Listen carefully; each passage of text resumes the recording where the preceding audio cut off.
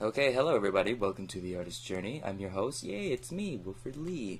Yeah, it's been a while. I'm glad that I'm back. And just before we start, I just want to let you guys know certain things. Um, yeah, I started. I remade the web page again. So for people who want to check us out on our website, it's artistjourney.org. And I'm slowly working this day by day, so if anyone has any comments or suggestions on how to improve it, that'd be great. Basically, it just has the Twitter and the Facebook and Instagram. And then I'm also putting up the podcasts and contact information. So here, it's just basically, I'm just putting out the library of all the past work. Take some time to load up, whatever, but it's all there. And you can always check us out on Facebook. You can check out facebook.com/myartistjourney, and all of our stuff will be there, so you can see just our latest posts and whatnot. So that's about it, and let's start the show.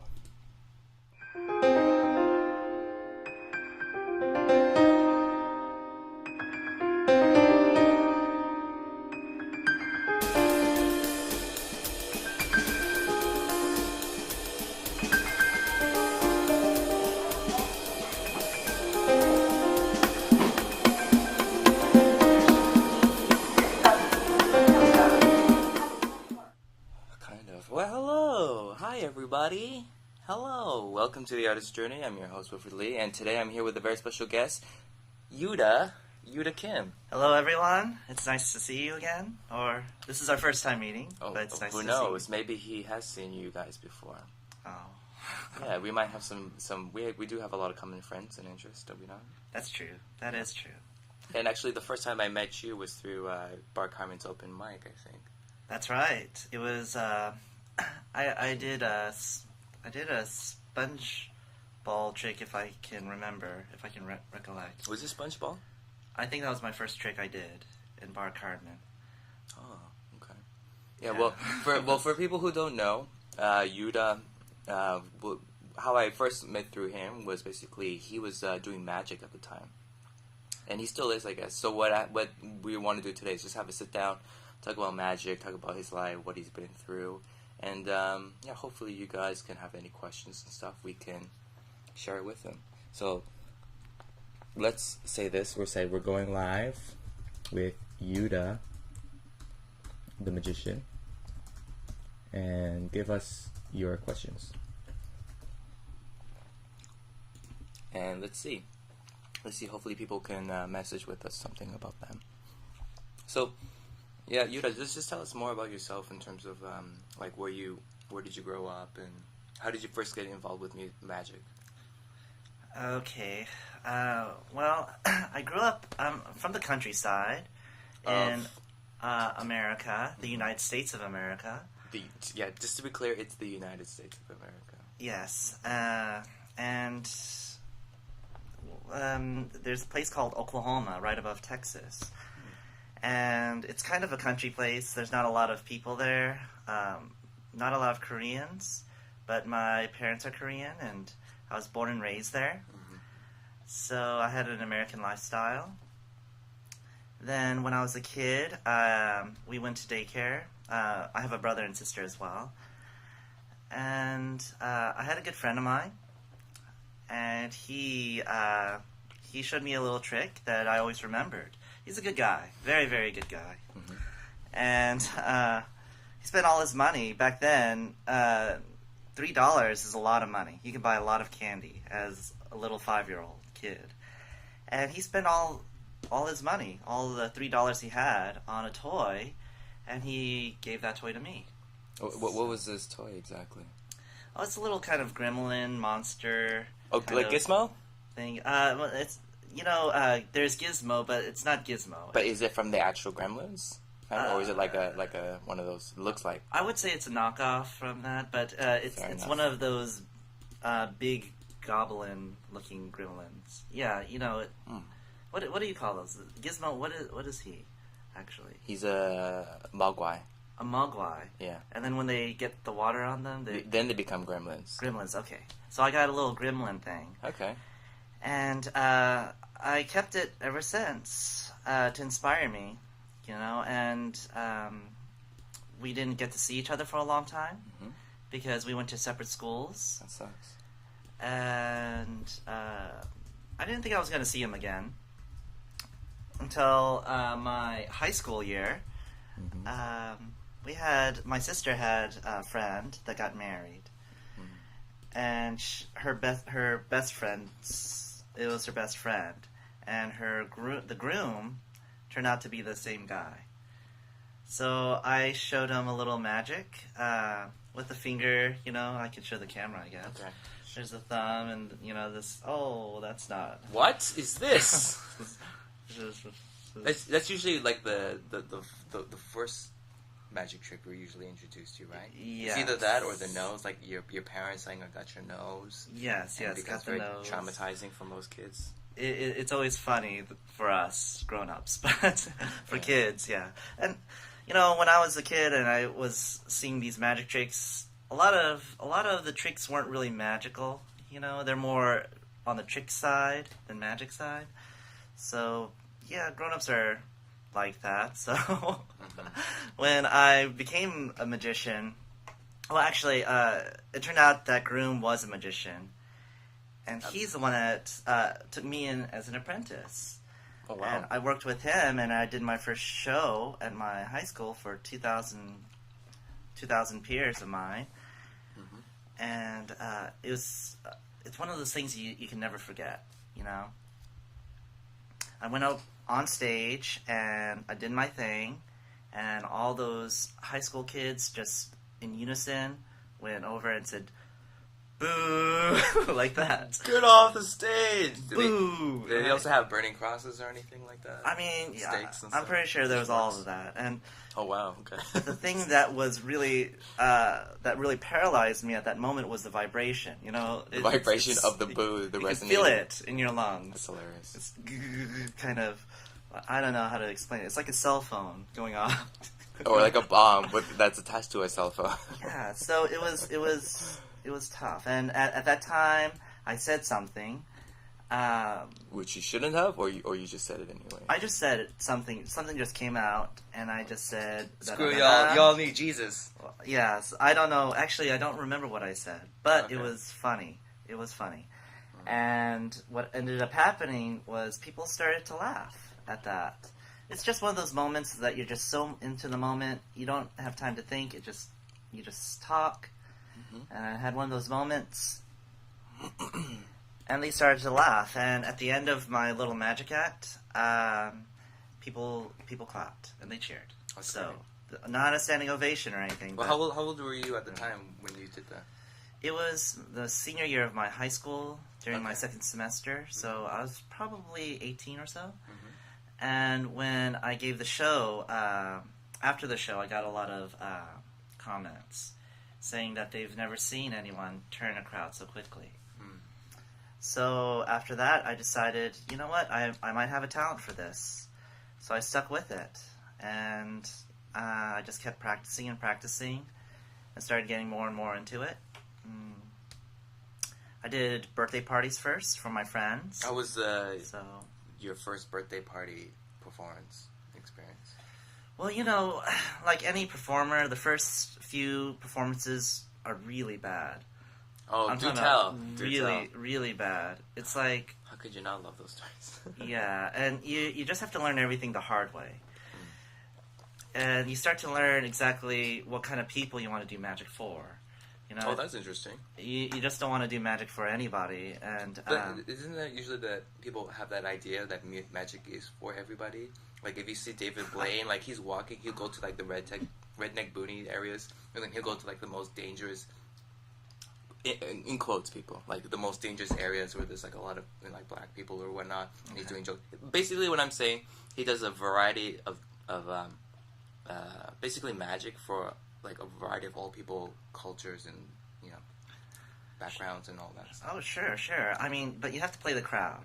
You know what I mean? Yeah. So it depends on who the crowd, what they're looking for, and you can kind of get a good feel after a while.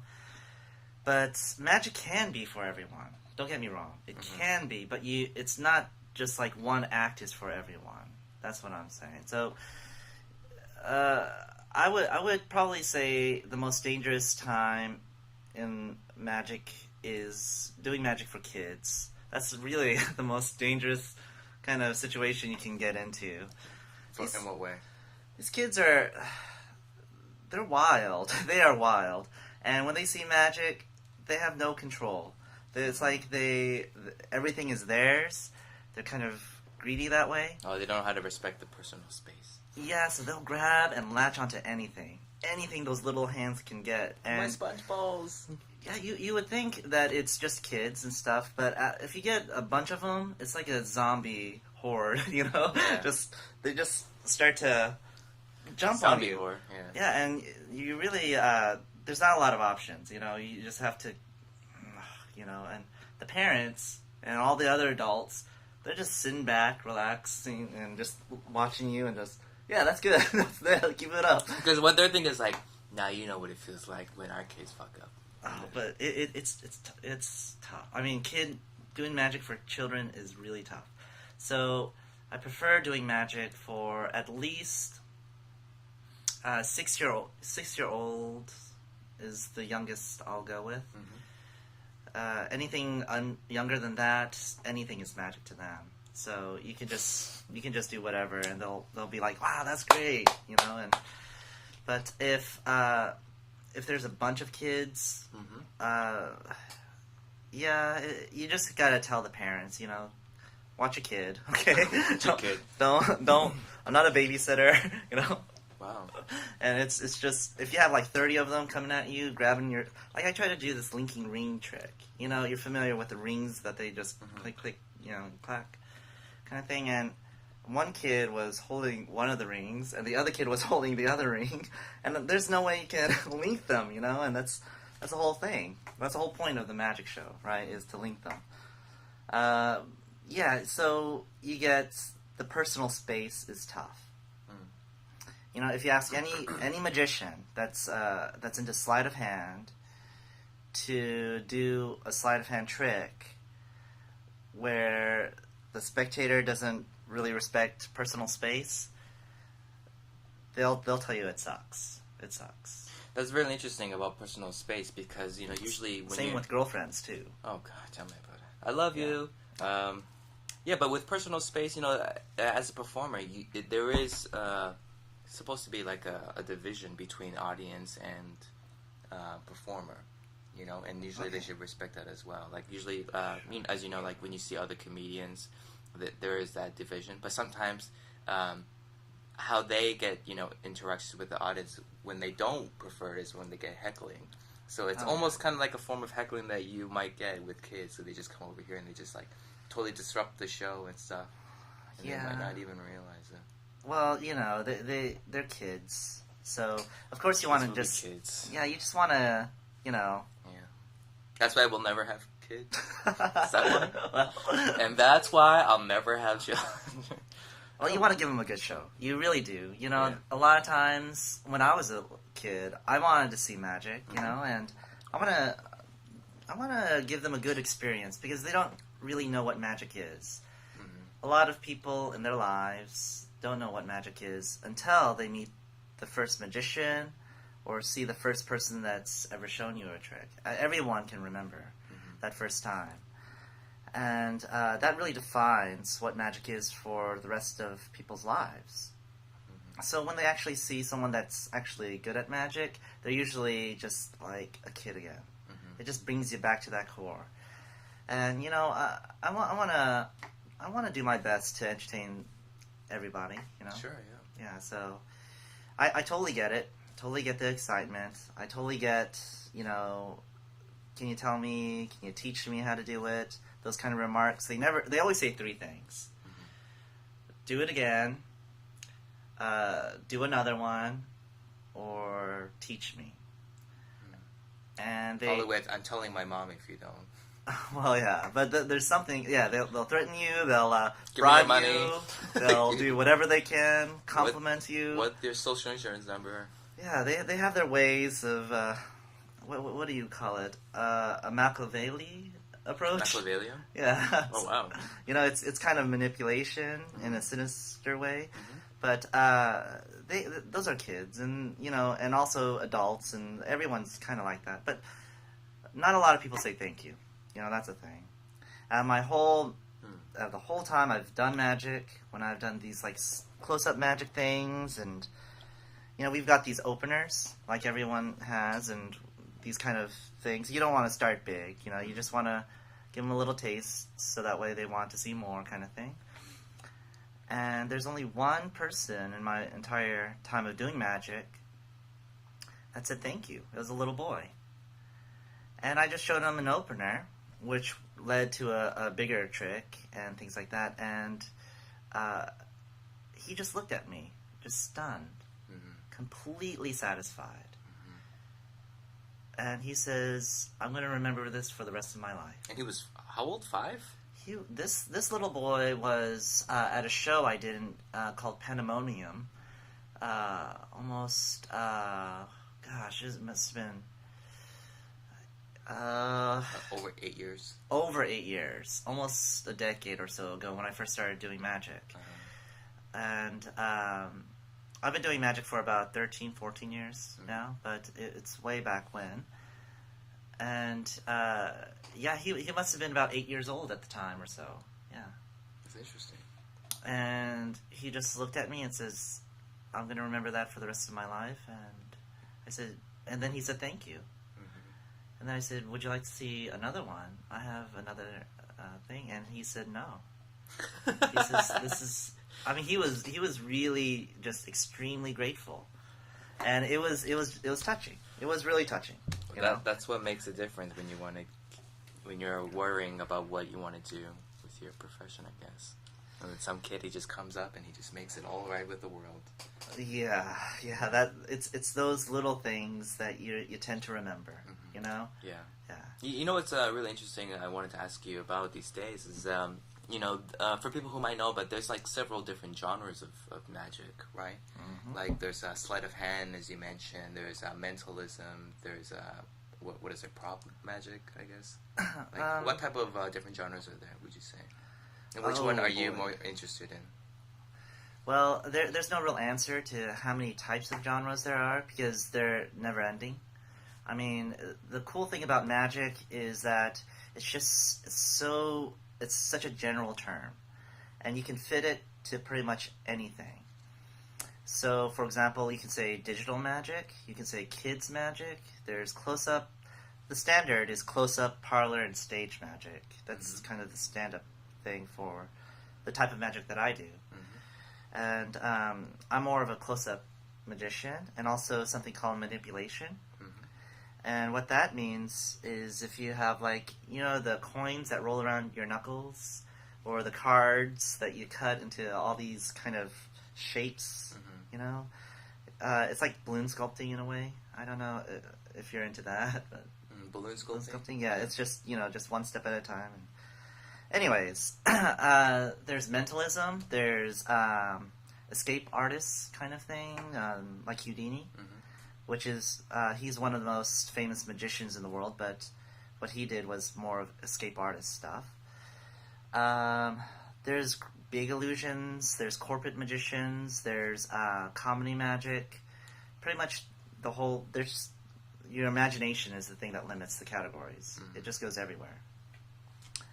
The latest trends, there's gay magicians. So they're doing their own kind of magic, right? There's street magicians, like David Blaine. Yeah. There's just all sorts of magicians just coming out, making their own kind of category. It's almost like music, How many different styles of music can you name? You're right, there is a lot. Unfortunately, in Korea, there's only about 4. There's hip-hop, there's ballads, there's pop, and something else. But other than that, sure. Back in the... well, outside of Korea, I guess, like in America and whatnot, there was like progressive, there's like metal prog, or there's like country, there's hip hop. Well, indie's getting kind of big here in Korea. What is indie? Indie music? Yeah. Yes, that's the 4th one, the indie music. Oh, okay. Yeah. Well, I'm a K-pop. Everyone has been stuck on Radiohead's which one? The Band's album. That's their indie kind of like foundation. You ever find that like a lot of people are still like stuck on a certain '90s era of indie music? Well, I'm not that cool to really know to really talk about that stuff, but I have my quirks and stuff, but the things that I'm into, I know a lot about. I usually focus into that stuff. I don't watch TV a lot.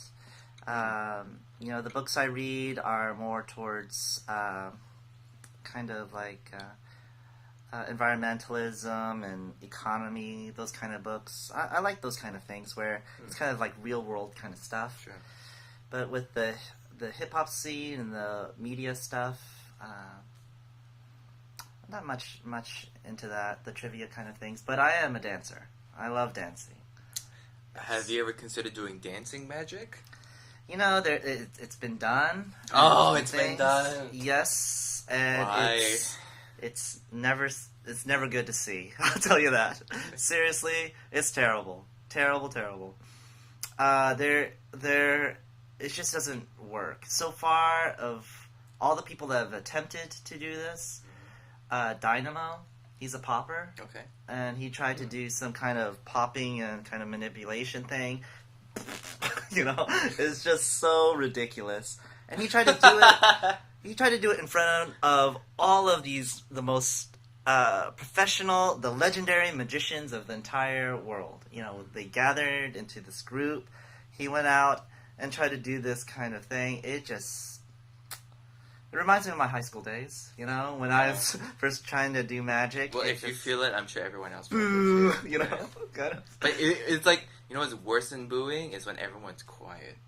Oh, I get that all the Ta-da! time. And they're just like, not even clapping. It's just like, oh man. I get that all the time. I'm a teacher as well. If, the students, they just look at you like they're watching TV, that zombie little kind of face, and you just look at them, I just make the face back to them. So, who would you say is your favorite magician then these days? Well, that's a hard one to say too. A lot of Koreans say this. What's your favorite? What's the best? And what's your favorite food or whatever? But in my opinion, I think it's situational. Like for example, food.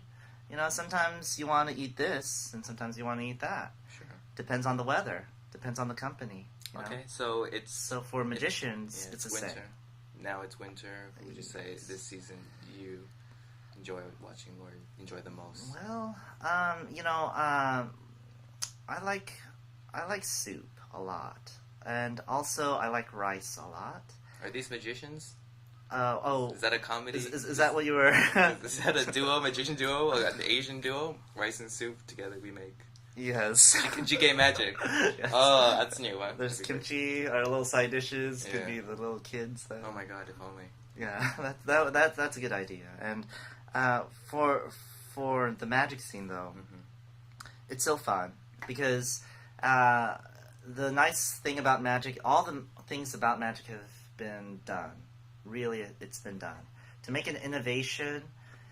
In magic, there's this thing called the Frankenstein effect, where newbies, the newcomer magicians, what they'll do, this is a big trend in Korea too, as well as in America and all over the world. What they'll do is when they first start magic, they'll learn simple concepts. I don't know how much I should give away on this thing. Well, it just as much as you can, but not enough to ruin the magic for them. Okay. Just talk about whatever in vague concepts if you like. Well, let's say there's a card trick. Okay. Everyone knows gimmicked cards. Right. I'm assuming that everyone kind of gets that concept. Sure. Yeah. That some cards, some decks are a little bit shady.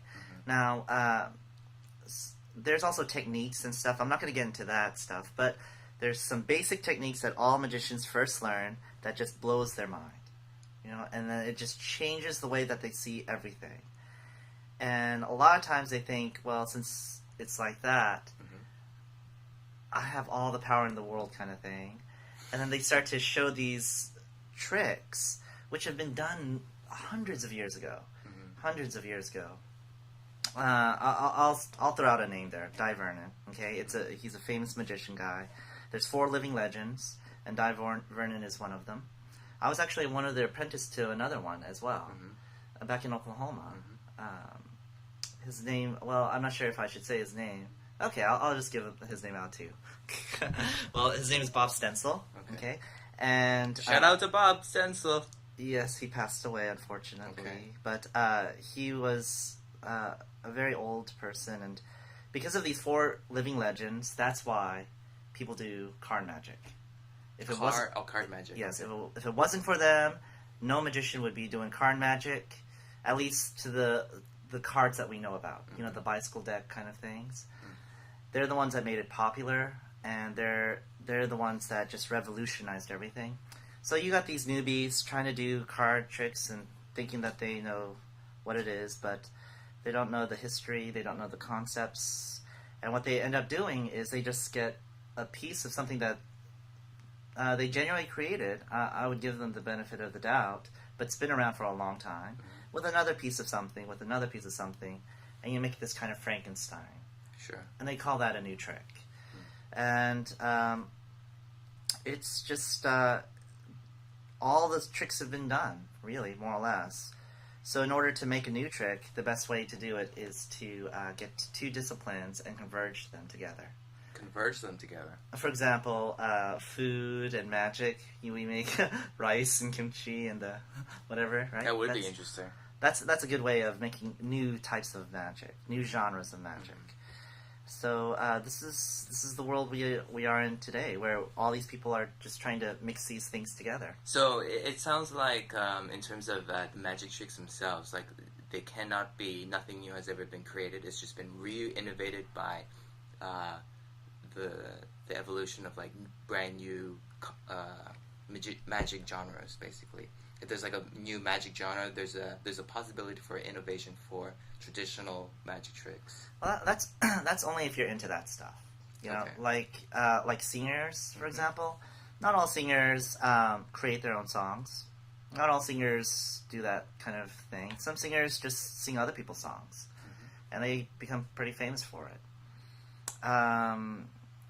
Elvis, did he create any of his songs? No, they were originally made by Yeah, by other people, right? Yeah. So that's an example. So yeah, with magic, it's the same thing with any industry of entertainment. It's all the same. So some people are into the creative process. I am myself, but others not so much. So it kind of almost sounds like a vicious circle or cycle, if you will, for magicians. You know, like for example, for yourself, you know about these kind of limitations that happen because of the magic itself. How do you try to come up with new innovating ideas or something to change how you're doing magic and based on your own past history and knowledge about it? Well, that's a good question. I mean, the first step is to know what questions to ask. And a nice thing about performers is when we do these kind of things, our personality comes out. And that's what makes it really unique. You know, it's unique for every performer. For myself, you know, I think about, you know, what my purpose is for the trick. What am I trying to do? How can I connect with the audience? What would be amazing? And what would real magic look like? So then, something that I'm not really good at, you know, actually accomplishing it a lot of times, but I do like the puzzle. The puzzle of it is really the thing that excites me. You know, like the Rubik Cube, and Sure, yeah. there's all those jigsaw puzzles and things. Those things I really find interesting because it's so convenient. It's not like the real world, per se, but it is convenient in the fact that you know there's a solution. And all it takes is time, creativity, patience, you know. A lot of patience, I would say. And, yeah, and just, you just have to endure, you know. You just have to be, what do you call it? Tenacity? Some kind of sense of just working hard at it. Discipline and whatnot. So magic is the same thing. So what we do is, you know, at least what I do, is I make myself a puzzle.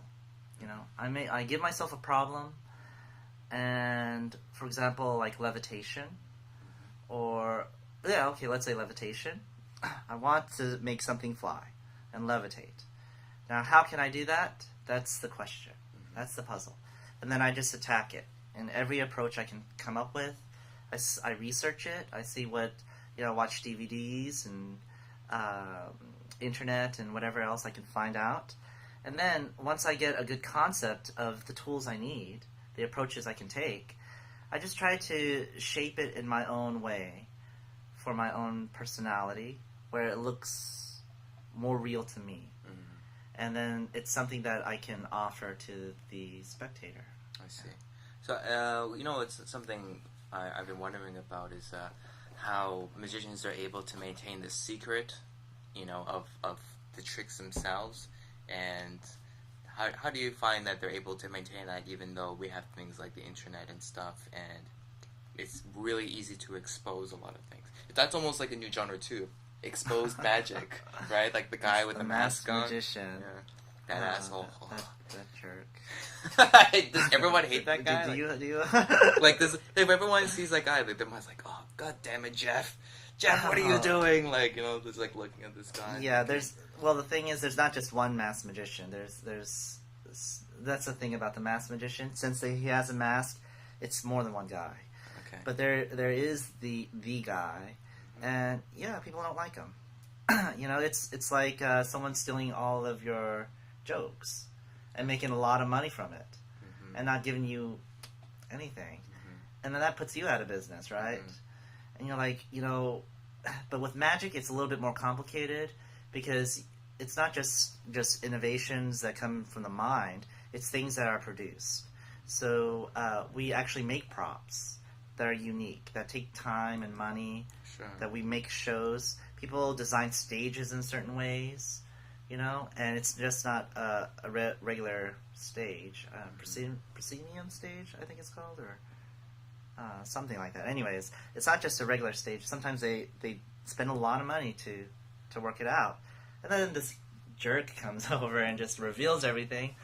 And then people come to the show and they'll either not find it good or they'll heckle it. And then definitely won't come again. The thing with magic is there's 3 steps to it. There are exceptions, of course.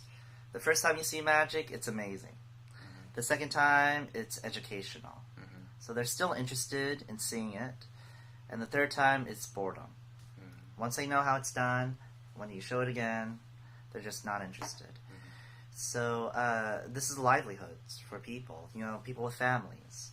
So it's a thing. Now, on the upside of that, a lot of people that are interested in magic might, even though they know how it's done, they still don't really know how it's done because there's certain levels of knowledge, right? Like Bloom's pyramid hierarchy of knowledge. They just see it as a shell, and then they might know of it, but they haven't registered it. Right. They haven't put it into practice. They don't know the details of it, so they can still get fooled badly. And I heard that the more intelligent the person, the more easier it is to fool them because it's so much easier to misdirect them because they're so focused and compared to other people. It works with people that aren't intelligent either. Yeah, it fools them all. This is true. But except for that 8-year-old kid, it's like, no, that one trick is enough. No more. I'm going home. Yeah, and it really works. That saying that you said that the more intelligent they are, that's kind of a popular saying that people say with hypnosis, not necessarily with magic itself. But that one is kind of a cliche. Really, I in my opinion, with hypnosis, it's more towards. And I'm still studying this kind of stuff. I'm not really a hypnotist or anything like that, but in my opinion, I think it's more towards personality. So it doesn't really. They have to understand the questions and understand the statements and things like that. There's that comprehension thing. But there has to be a level of sympathy, and empathy that people have to connect to. And those are usually the best people to enjoy the hypnosis thing. Not everyone's like that, though. Yeah, and the thing with hypnosis, I've read a few books on it and stuff, and the most interesting thing is that, of course, there are like inductions and like a process to go into to make someone, be hypnotized, but it also feels like when you do it, you kind of feel like I don't feel like I'm ready to do this yet. It almost feels like you need a particular kind of conviction rather just to do it, and just if you believe in yourself to do it, then you're more likely to do it. You're talking from the performer side? Yeah, just from the performance Oh. in terms of like hypnotizing people. Yeah, I mean, it's like dating. You have to have a little bit of confidence. Yeah, just a little bit. Yeah, if you got too much, it's a turn off. If you got too little, that's a turn off too. Just gotta get the nice little, the sweet spot. And once you get that, people trust you. People want to get into it. They want to just experience it. Everyone wants that kind of insight. Who doesn't, right? I mean, there's some people that don't, of course, but most people would. Yeah, especially with someone that they can trust, not someone that's going to make them look foolish and act like a chicken or do some kind of thing like that. But doesn't that usually happen though after they get hypnotized? There's a thing where well, some people tend to still do things without their own, how can I say, motivation to do that particular thing because they're under like an induced hypnosis trance or something. Well, yeah, it depends on the situation.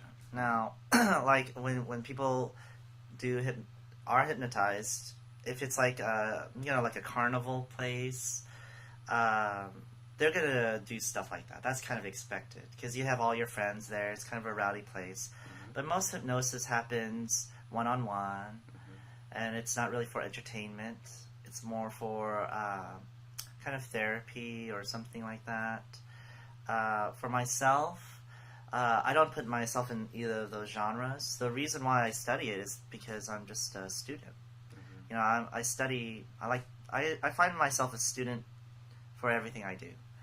I'm a student at sleight of hand that I do.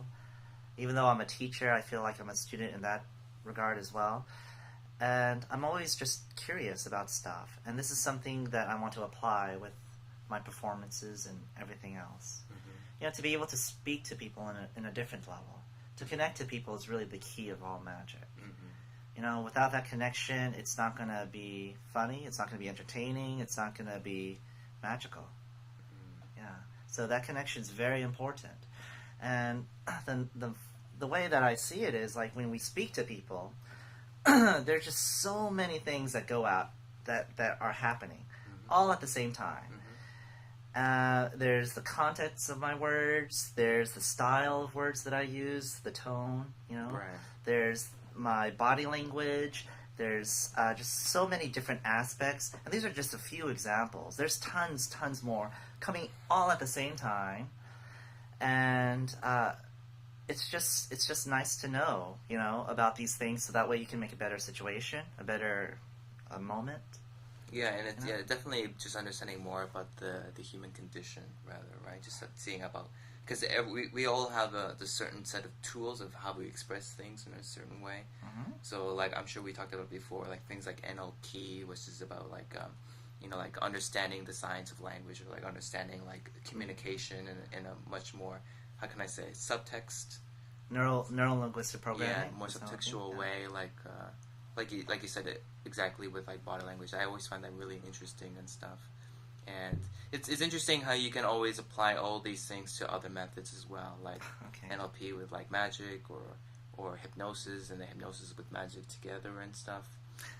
Well, I'll tell you two things. I'm sure the viewers might find this interesting, because not everyone's familiar with this kind of stuff. That we're really talking in depth into it, but the first thing is it's a lot more powerful than you think.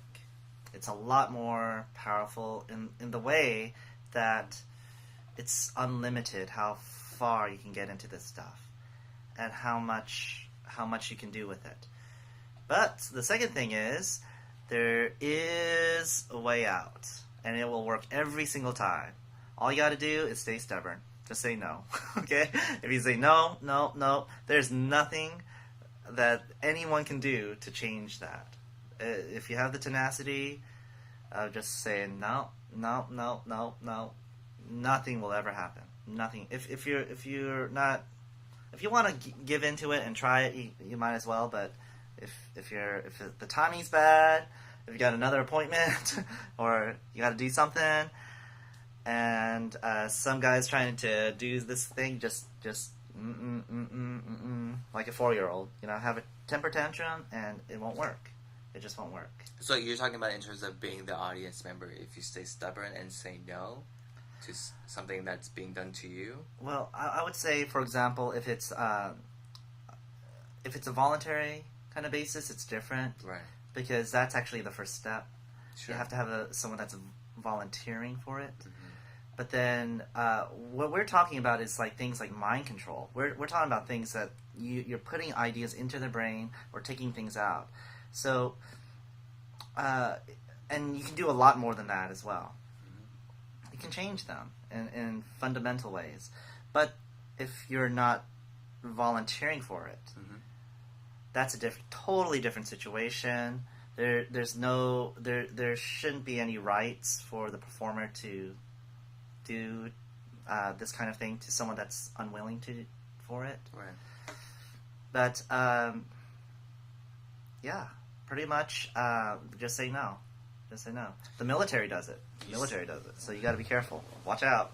What they do NLP to people? You mean? All of these concepts are well known. Mm-hmm. And the thing is, once you start to understand how it's done and what it is, you see companies doing it.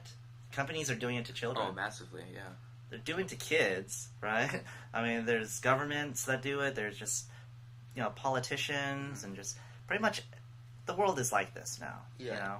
And the people that want control usually try to find a way to study it more.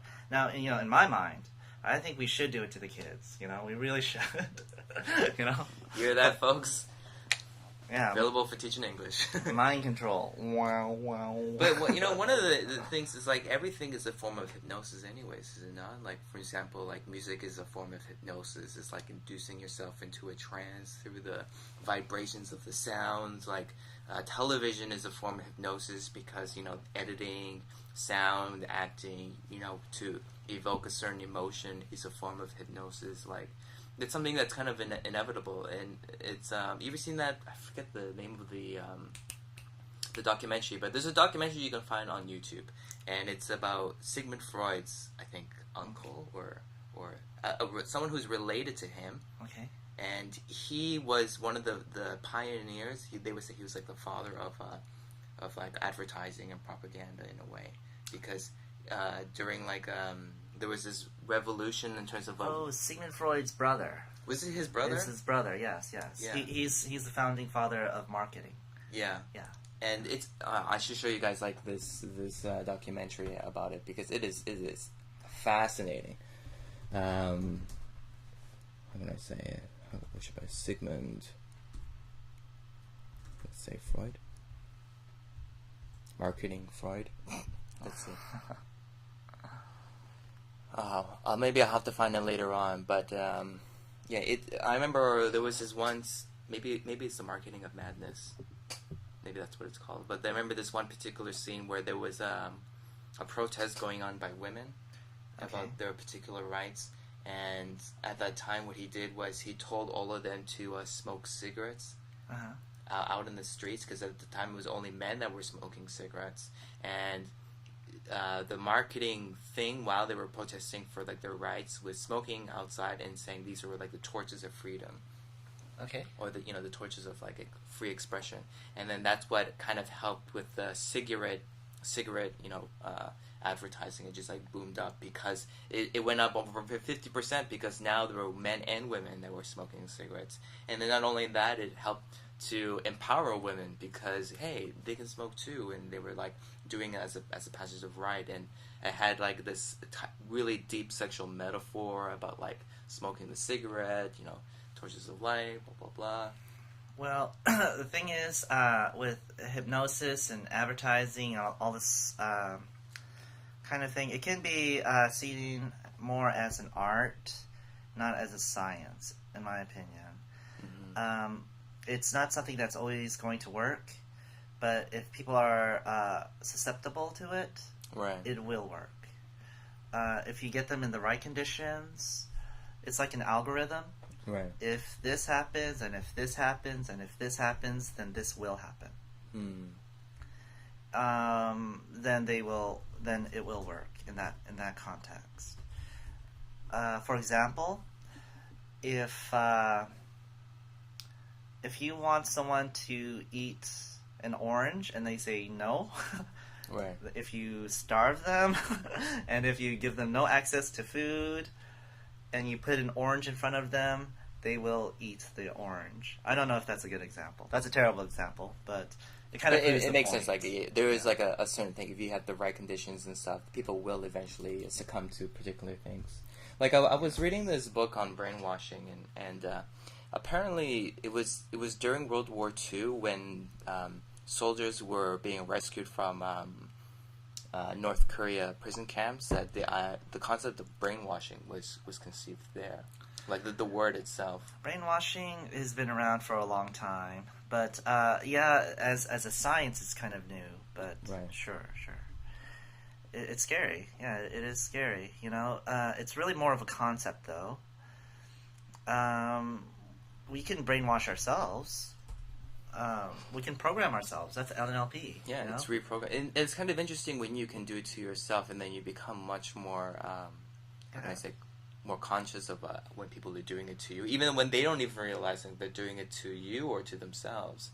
Okay. It's really interesting, I find sometimes. Like people are kind of, you kind of like, oh man, that's how they're using this form of manipulation just based on their own, regular personality, and then you can see that, and you can kind of, how can I say, reframe the situation, or like it's a perspective. Yeah, and it is the most interesting part. It's all about the perspective of things. It is a reality. It happens all the time. It's everywhere since time began. Since people, at least since people began. Since people started making people. Yeah, sure. Yeah. And I'm sure there's some going on with animals too. I guess there's some kind of connection there. Yeah. But we're just putting a label on it. We're putting a perspective on it, and since we can label it, we can study it. Yeah, that's true. And that's pretty much what it is. Yeah, that's like the classification of words, right? It's like making things sense. It's so interesting how sometimes you've seen on Facebook. Sometimes there's a Facebook page called Word Porn, and they have the most amazing words that you've probably never heard of before, and there'll be descriptions for the most vague things. It's like blah blah blah. The feeling of nostalgia that you get if you're smelling the smell of like campfires. It's like a specific word for those particular things. It's always interesting how people try to like distill the emotions into one word, and it's all about this contribution of empathies and experiences of that people have, and then putting it more into the word. And for example, like the most vague word, it could be like love, because it always varies and differs for so many different people. Yeah, it can get pretty crazy. Just one thing I just wanted to show you guys here. Let's do it like this. Yay! I wrote his name as Edward Bermays, Bermays, and there's a few clips here that you can check. There's the first one here, like it says, Edward Bermays, number 1, Torches of Freedom, stuff they don't want you to know.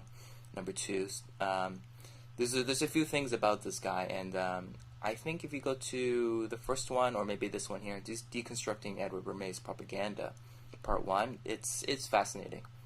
I'm sure this is a good one. This is about like an hour. Edward Bermays, Architect of the Consumer Mind. Yeah, so for people who are like interested in learning more about that stuff, about like how metaphor and like ideas and symbolism can like change the mind of certain people's perspective or mind frame rather. This is a really interesting one to check it out. You've heard of this guy? Have you seen that one before? Actually, it reminds me of a quote. I'm trying to remember who said it. But it's a marketing thing that's really famous. For those of you that are familiar with marketing, it's a guy that said, "Don't sell the steak, sell the sizzle." right? And that's the whole concept of it. It reminds me a lot about that. It's not really my thing, personally. I kind of went into entertainment business and all that stuff back in the day, but I just don't have the stomach for it. So I changed my major, traveled, and started teaching. Right. Yeah. So totally changed it. So. We should actually talk about that for a bit, because now that you're in Korea, right? And I always find it interesting because you're Korean as well. You have that heritage in you. And what was it like being probably the only Korean in Oklahoma or something? Because for myself, I had the same experience as well. There was it was a small town of 30,000 people where I came from, where I grew up most of the time. There was about maybe literally two or three other Koreans and stuff. But yeah, well, what can you do? Was that ever an issue for you when you were growing up there, because it's so distinct that you are Asian? Sure. You get mislabeled. You get called Chinese. You get called all sorts of stuff, right? But really, it's everyone gets picked on, as a kid. And I think that's a good thing, because it teaches you more about yourself in a way. Because you got to dig deeper, and you gotta feel. This is one thing that really actually helped the growth of my magic. Is I had a brother, and I had an older brother, and school was tough. There's the you gotta study and all that stuff. I wasn't really into that stuff. I developed that more towards my later years, like in college and stuff, studying a lot. But back when I was young, I was a bad kid. That's terrible, yeah. In what way? Just mischievous? Were you swearing like a sailor? Yeah, all the above. Really? I had no respect for anything. I can't even imagine. Yeah, I would fight. I would. You were a scrapper? I would ditch school. You would ditch school? Holy cow! I would talk back. Talk back? Yeah. To the teacher? I would talk back to anybody. I didn't care. That's I was selfish. I really didn't see the point, So there's a lot of BS in the world, and when I was in school and I saw it, I didn't put up with it. I just either left or I talked back or fought. And it was just like that. And my brother, he would terrorize me all the time. He would beat the crap out of me, because he says, this is my room. He's trying to teach me about barriers. And I would just jump in and play his video games. Yeah. And the barrier. Yeah, I was a bad kid. I was a bad kid. He would buy a new video game. And this is before I had a job. I couldn't earn money. I was too young. But he's older than me, so he got a job. Was this Nintendo at the time? This is either a Nintendo or Super Nintendo, something like that. Oh, okay. I can only relate then. Yeah. He bought a game, didn't even have a chance to play it. He had to go outside to cut the yard. I locked all the doors, so I locked him out. I passed the game, and while he's passing by the window, I would knock, hey! And he specifically told me not to go into his room and not to play his video game. And there it is, there I am waving, passing the video game. I just passed it, and he sees the TV, super pissed, tries to get in the house, and it's all locked, so even more pissed, and I'm laughing and laughing. And then eventually he gets in, I run behind my mom, and says, and then I tell him he hit me. He's trying, and my mom would yell at him. And, that's hilarious. He's all like and he. That was great. You already had the talent to be a magician, misdirection and stuff with your mom. You did everything bad, and then only your brother knew, and then you went behind your mom. You're like, Mom, look what he did to me. You give yourself a little hickey on your arm or something, just Well, I didn't have to hickey myself. My brother would put some marks on me. Yeah. He would just hit me while I'm sleeping, stuff like that. Throw me out of the bed while I'm sleeping as an alarm clock, That's hilarious. And he would bury me, I would sleep in my bed. Oh, so you were doing that way before David Blaine. You did it for 72 hours. Oh yeah. He would just throw everything from the closet, all my clothes, all the blankets, all the pillows. There's a mound, and then 5 minutes later, It's the So worst can way. you wake up, you don't know where you're at. You know what? That's hilarious. I know why I'm laughing so hard because I had the exact same thing, and it's just probably something that you have with older brothers. Like older brothers will always terrorize their younger brother and stuff. And my brother did the same thing to me. He zipped me up in a hockey bag, and I freaked the fuck out. I was like zip, and I was like, it's like, okay, get it. And then when you're pushing out, it's just more like you can't even push yourself out. And I'm like freaking, and it's a hockey bag. It smells like shit. Okay, it smells like a bag of dicks. And I'm just in there, I'm freaking out. And my brother, I'm like, just open it, open. He's like laughing so hard, he can't open it. And when he did it, I was like shaking. I was just like, just so traumatized. And it's like one of those things, like maybe that's why when I'm sleeping, I can't have like the blanket over my face or something, because I'm always my lungs are so sensitive, It's happened, and I totally get it. My brother, That's hilarious. It was tough, and we're like different people, because when we're kids, there's always good food, and I came from a poor background, so when there's meat, everyone wants it. There's the Korean style where everyone has a big bowl, a stew. You find a piece of meat, everyone's just gunning for it, and like my brother would always push my head out the way and eat all the meat, and and so he's a pretty big guy. He's a man's man kind of guy, right? And he's went to the Marine Corps, that kind of thing. Cool.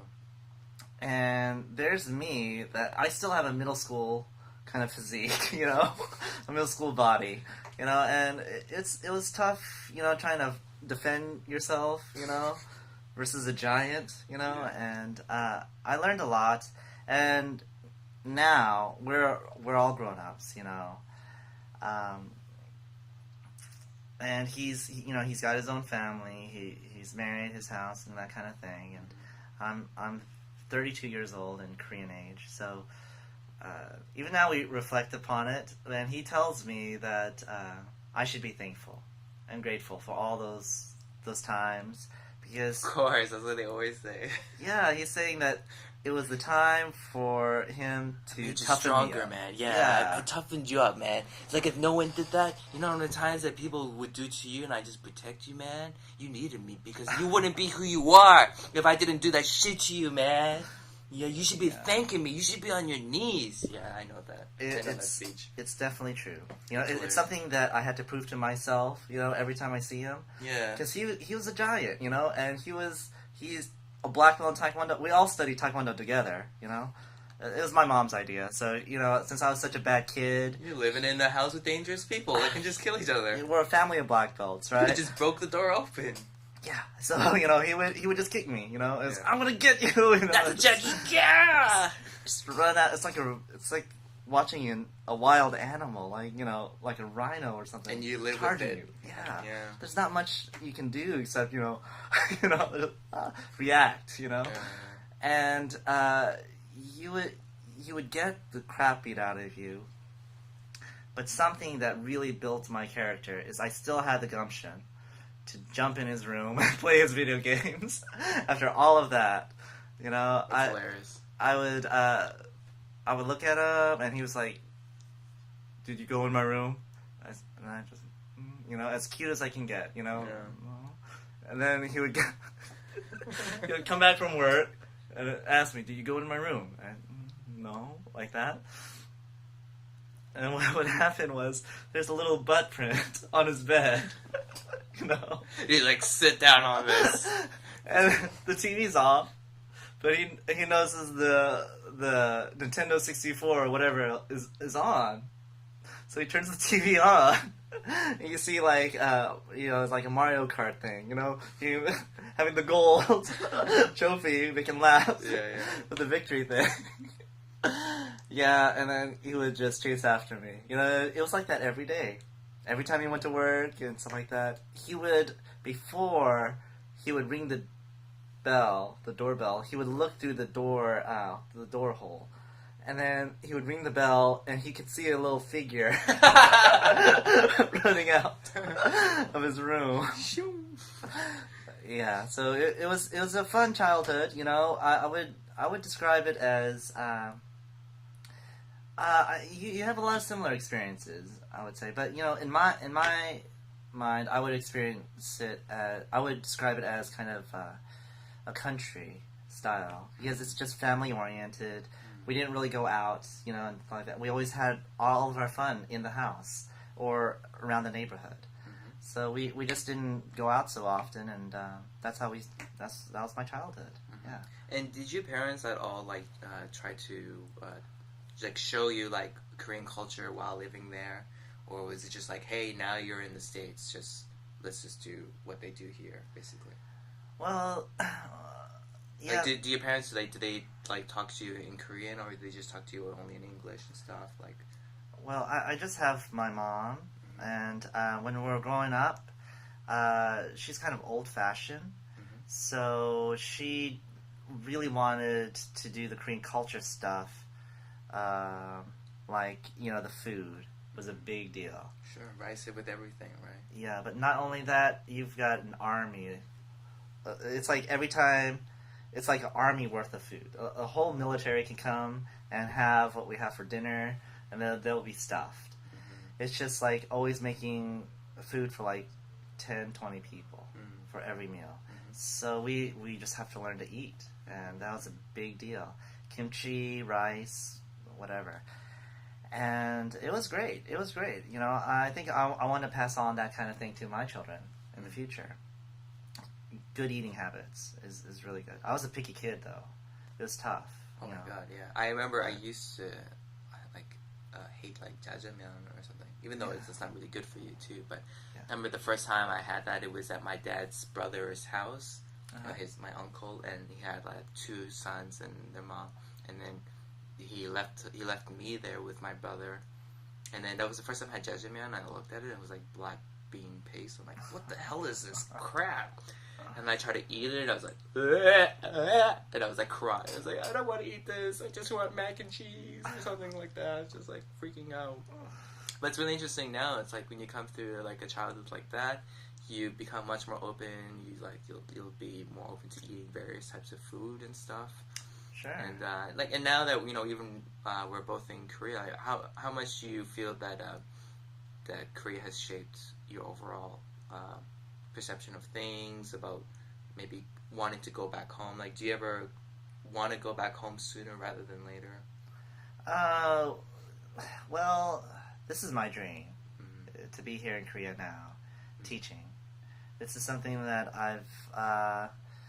I've pondered for ever since I stopped doing magic, so for a long time. And now I'm just happy to be here. My family, they're all proud of me, very proud of me. We talk on the phone, and I miss them very much. And but this is the place that I should be in my. I see life as chapters, and this is my chapter. It's a little too soon for me to leave now. So even though I do miss my family. I'm pretty content here in Korea. My life here is just amazing, The people, it's Oklahoma too, There's not a lot of things to do there. Sure. So the only thing that is really nice about Oklahoma are the people. Now, when it comes to other things sightseeing and stuff like that, there's a lot of stuff to do here in Korea. Sure. So I really love it here. It's definitely a lot better. I went there last winter for my sister's baby that just got born. So I was there then. Cool. And maybe I'll go back in a few years from now. But, yeah. So in general, what do you see yourself in terms of the future? What do you hope to aspire to? Anything in terms of magic and education per se, or? Yes. So I'm working on my own methods of combining education and magic together. It's a new genre. I don't think I've heard that one before. Yes, and ABC Magic. Also, it's a one of a kind thing. Yeah. It's something that I can bring to the table that no one else in the world can do. Sure. it's like, I feel blessed in a way because I'm the only one in my entire family generation that's done magic like this. Right. And, I've done a lot of things to make my family proud. And I just, there's something inside that just keeps pushing me, just to keep seeing how much more I can do. I think John Lennon had a quote where he says, life happens between, between goals or between plans? Something like that. So I'm living my life, I've got these ideas and plans, and I'm just working towards them until the next one comes up. And with education, there's a lot of great things to do, Like I was telling you about, we were talking about the NLP and the marketing and all these things. We can use these same concepts with education. Sure, yeah. Subliminal messaging is a perfect example. Like it's illegal now. They used to show videos, and then they would show a quick picture of Coca-Cola, and then show the video again, and then people would just get up out of the movie to get a Coca-Cola in the middle of the movie, and then sit back down. Well, we can do those things as well in the classroom. For example, by decorating the classroom, on the walls. We have the option to put, things like a globe to inspire them to travel. We can do, it's unlimited, depending on what your purpose is, what you want to kind of gear them towards. You can dress the hallways that way. You can dress your outfit that way. You can design the PowerPoint presentation if you're into that stuff. The boards, the sounds, all of those things can be formed to set up a certain situation or a condition. Right. That's much more encouraging. In a much more accurate detail of what you want and stuff. Yeah, it happens anyways. But just people, if they're aware of it, then they can actually use it to their benefits to help the children as much as they can. Very cool. Awesome. Also, what are your plans for the new year? I mean, what are you planning to do for 2013? Well, the rest of this year, I'm going to do my winter camp thing. Nice. Spend time with my family as well. I have relatives in Korea, and some friends. And then during my break, I'm going to go to Africa. What? Yes. Yo. By yourself? Yes, by myself. I'm going to work at an orphanage, and one of my friends, two of my friends have done it. One of my friends is there now, even now. He's in Uganda, and he's helping AIDS patients now. Yeah, he's doing a wonderful thing. And those two guys are the ones that inspired me to do volunteer work. And then I started to think about it, and I thought, well, why not go to Africa? Yeah. Why not? Yeah. Yeah, if not me, who, right? So I decided to do it, and I took my shots, got things kind of ready, and I'm ready to go. Yeah. Cool. I'm ready to go. I'm not really ready. I actually didn't do a lot of planning, for it, but I'm just going to go. And I have a general idea of what I want. I'll be going to Tanzania. I'm going to try to climb a mountain, try to see some animals, try to meet some locals. Try not to get eaten by a lion. Yeah, that's really... Or like a hippo. Those things are ferocious too. I'll put it on Facebook. Selfie! There you are. It's something that I can give to you guys. If you guys are fans, you can see me being mauled by a lion. Just joking. It's magic. It's like, I'm not being mauled. Yeah. While I'm doing it, I'll make like this kimchi. Because the other hand is off already. Yeah.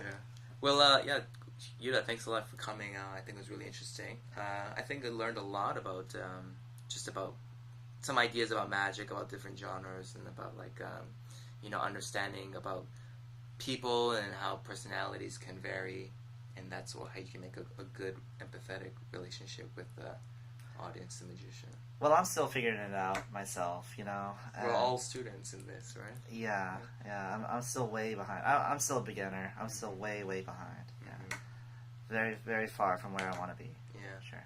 But yeah, hopefully you guys out there, you would be interested in doing magic as well. Is there anything that people can check out for yourself? Like, do you have a site or anything? Or is there anything that you want people to check and see? No, I don't really promote myself at all. I kind of put the magic stuff behind me. But if you want to see me actually perform something, I would recommend going to Bar Carmen.